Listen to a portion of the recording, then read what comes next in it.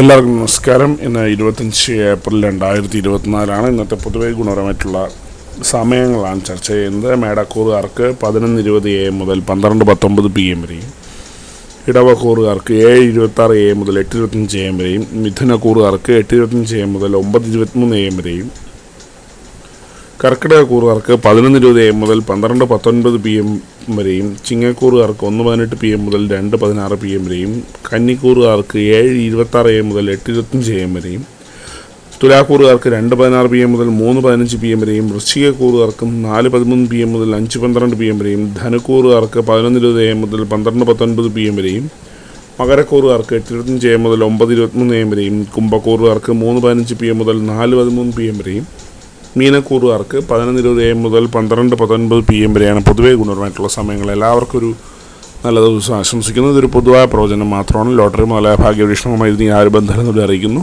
നന്ദി.